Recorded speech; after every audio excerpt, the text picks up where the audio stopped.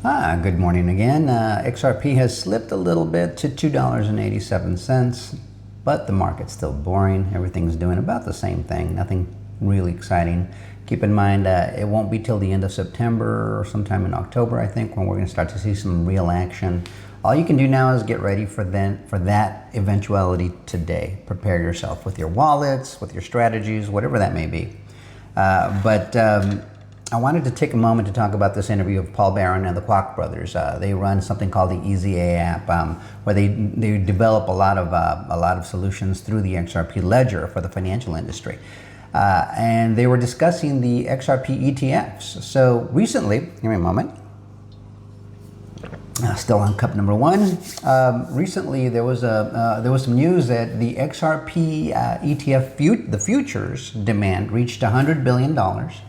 Faster than any other futures contract in history to this point. That is a very big deal, bigger than Bitcoin even. So the indications are, because you also have to consider there's about 20 XRP ETF applications pending, and who knows how many are going to jump in right after, but my guess is quite a few.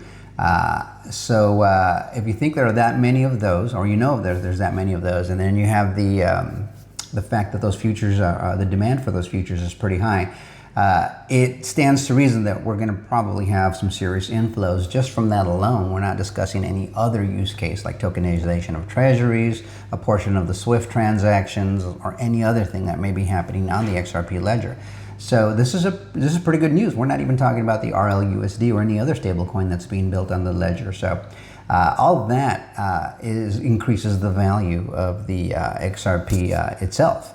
So this is pretty nice news, but let's hear it from their words. I've always liked to see Paul Barron's interviews. And in this one, Zaif is reporting that the Kwok brothers just dropped major alpha on Paul's podcast.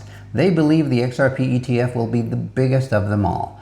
The countdown has officially begun, and yes, it has, because we know in October is when final decisions on those applications needs to be made. That's when the first deadlines happen in October for the final decisions on a lot of these ETF applications. They're going to, of course, continue hitting those deadlines as the months progress. But I think we have 3 in October that need to be decided starting somewhere in the middle of the month. So let's take a look at the video and see what they have to say about this issue, and not this issue, but this exciting piece of news. Because we know what's coming. And just everything, just a little bit of patience, but everything's going to come in its order. It all seems to be very timed. You know, we still have those interest rate cuts, right? The trade deals start to take effect. These ETF applications getting approved. Yada, yada, yada. You know the drill. So let's check out the video. Like, share, subscribe, comment. Let me know what you think of this video, and we'll see you guys on the next one. Till next time. So for sure. I just showed Canary Capital announcing their XRP Solana ADA. This was like their American-made crypto thing. We had Stephen on last week. Great conversation. But Stephen made a very big statement. And his statement was he believed that XRP, their ETF, would be the biggest ETF yet in all of crypto. Dom, I'll start with you. Do you agree with that? In terms of inflows, this is just in reference to inflows.